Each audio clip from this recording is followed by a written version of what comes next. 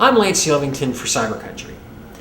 You know, the Kentucky Headhunters have never, ever been accused of doing anything ordinary. Never. And that's actually led to some fantastic music.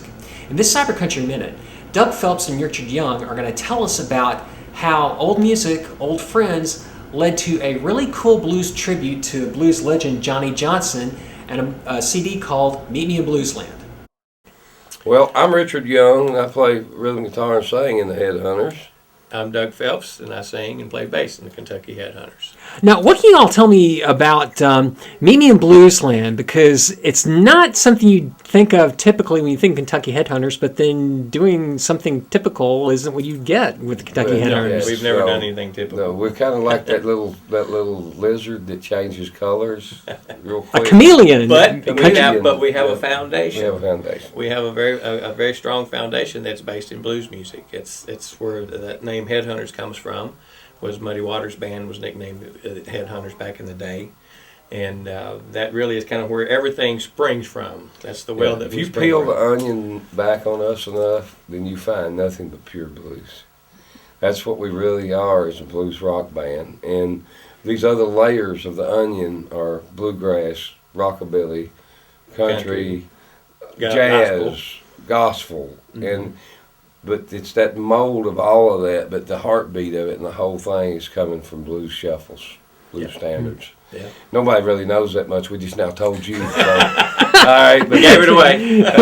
That's really how we work, and it's because of our love of the blues, and we grew up with it.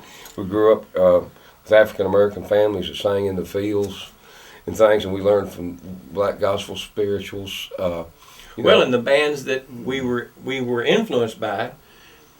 They were influenced by the same thing. That's where we dug back deep. Yeah, the Beatles and the Stones, people like that. When we listened to them, and then we realized they didn't invent that stuff. So we were hearing the same way people hear blues in our music. We were hearing it in their music, and we dug back and figured out where they got it. You started seeing films of the Stones playing with Howlin' Wolf or Muddy Waters and things like that. And then you start digging back and then you go, well, I want to go to the source well. I don't want to drink out of the downspout water. I want to go to the well, And so we all of our lives have done that, and we were very fortunate that thanks to Keith Richards' Rolling Stones, Johnnie Johnson and Keith Richards and Chuck Berry were really probably the first ever rock and roll team.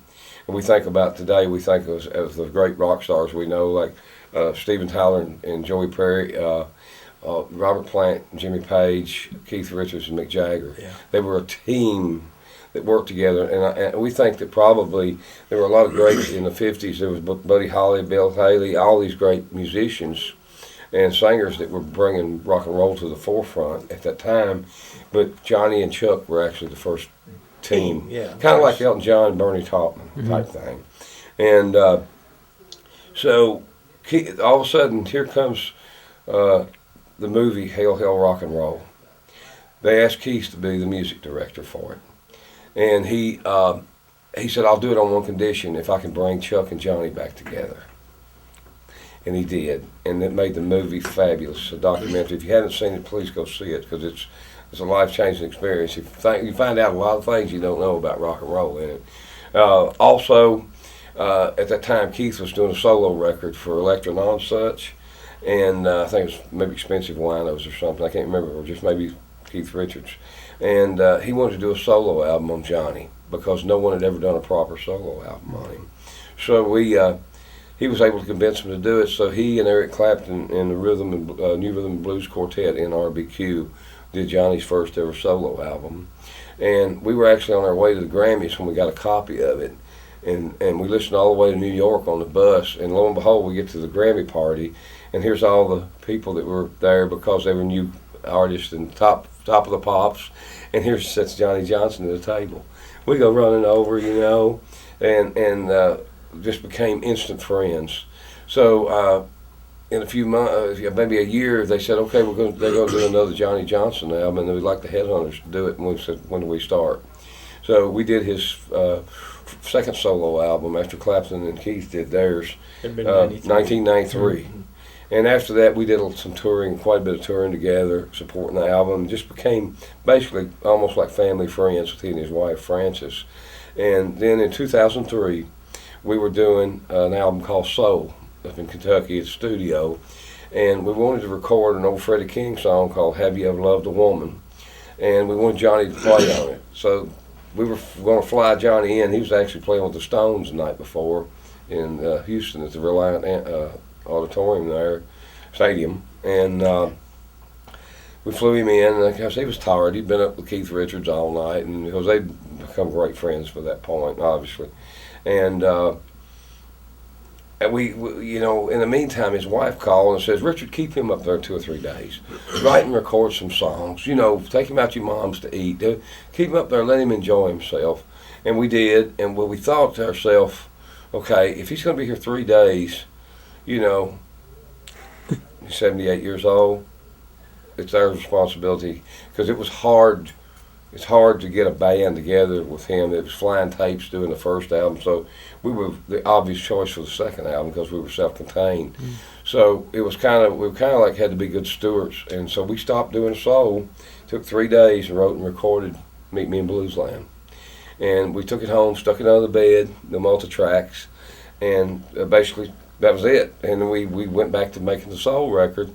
So 10 years passed, and in October of last year, Frances called us. We lost Johnny in 2005, so we're so glad we did that record. And Frances called us in October. We were writing New Headhunter record. We was in the middle of writing for another record. And Frances called us up and goes, when are you boys going to put that record out you said you made? And I think she's beginning to think we maybe didn't make one or something. But anyway, so we thought, you know what? She said, I want to hear it before I get too old to enjoy it. And we thought, okay, we stop our album again, and we go in the studio, back the tapes, listen to it, it's all there. Yeah. We didn't have to really do much. Hand to God must have been on us, because very little, you know, we sang a few songs over, not very much. Greg came in and did one guitar thing he wanted to redo. And we, you know, 7 of those songs were written on the spot, and we were like down on the floor in the singing booth writing verses between solos, and it's quite an experience. It's quite an experience. One of the tracks, the instrumental that we did, was totally. We didn't even know we were being recorded. I was in when Richard sung.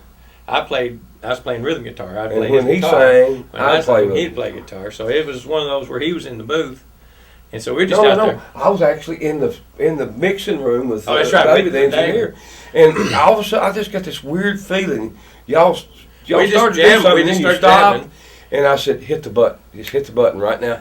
And hit the button, and that take of that instrumental on there, they didn't even know it was being recorded. Had no idea, and we didn't say. You can hear me at the go end. Here, and we'll go here.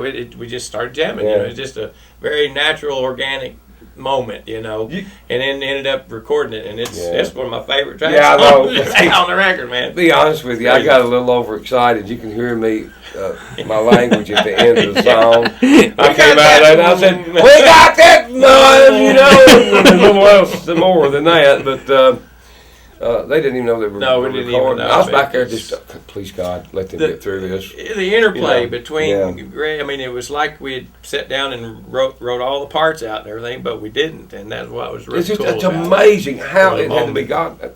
Despite what it said, divine providence. It was in divine intervention, because the parts just laid like they were written that way. Yeah. But we were just jamming. It was Thank you. Grace of God and people that know what they're doing. Yeah, I guess I had a lot to do with it. I don't know. And maybe the fact that I wasn't playing, I was in back in the I don't know. No, I was in there with the beer dancing around. I was like, "Oh, come on, man, get this!" Yeah, and they did. I was so excited. Yeah. But that was whenever we played with Johnnie Johnson. He was, I don't care if you were Chuck Berry, the Rolling Stones, Eric Clapton, whoever you were that he played. You know, he did Eric Clapton's 24 Nights album and things like that. But it's no matter who he played with, it might be your band, but when he sat down behind the piano and 88 keys, it's his band. He set the groove. Yeah, he said it. No matter where you was at, he would take it, pull you back just a little, and then you'd settle in. He became the band leader, and that's why everybody loved and cherished playing with Johnnie Johnson. Yeah. And we were fortunate enough to record 2 albums with him, I'm sure glad that we actually got him singing on one song on this album. He sang 2 on the first one, but that was planned. But this one was just happenstance, and I'm so glad we did it because it's the last time he ever was recorded. Probably recorded, period, and then singing for sure. Yeah. So it's like kind of like walking down the road and finding a diamond in a gravel road to have that song on that album. You know. Let me ask you, what do you think he would think about it? The result of the album. Well, that's it's interesting you say that because he never heard it. after it was recorded, he never heard it. The tapes went into the bed. Tapes went under the bed, and in a year and a half or whatever it was later, he passed, and so he never I guess he's going to hear it now though. He's hearing it up there in heaven. So. Well, it makes you guys feel better though about finally getting it out too, because now other people you can share this with them. Yeah. Yeah, and it's like the one thing we want to make sure that people don't think about this record. It's like something that's rehashed that we just needed to put an album out. Mm-hmm. This is a very calculated time thing for Johnny's wife. We're getting this out now. We can always do a Headhunter album as long as we're all living, but we can't always put this album out for Frances, for her to hear. Yeah.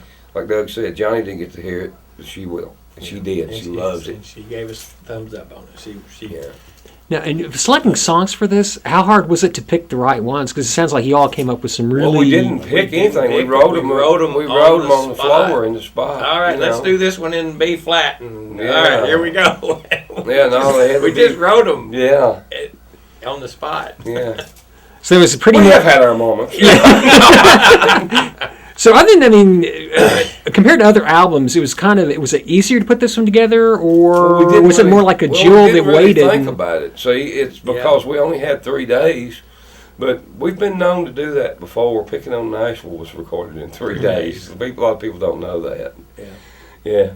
We're fast, man. Well, we can be. We can be. When the money's short, we can roll. But it's funny, when we mixed this record, after we came to Nashville, after Frances, we said, okay, Frances, we're putting it out. We stopped working on their new album. And this was last fall, in October of 2014. We got the tapes baked. We go up to the studio, and like I said, everything was there pretty much, except for just a few little fixes. And, we didn't have time to think about it. We just had to write it. I mean, it's the nature of the Headhunters. We work really well. All those takes on that album are one take. One take. Every one of them, because Johnny was he was like Frank Sinatra wouldn't do 2 takes of his vocals, And Johnny was the same way. If he knew we had something, if we just for safety fact we wanted to cut the song again, he would intentionally not play well on it. Yeah, he would sabotage. Because he would sabotage it because he knew. So we quit. We learned that on the first album. So we knew when we came in, we're recording 11 songs, 3:30 a piece or whatever. Just don't nobody goof up. That's the way you got it. He made you play like a man. He made you play like a man. You couldn't be none of this sloppy stuff.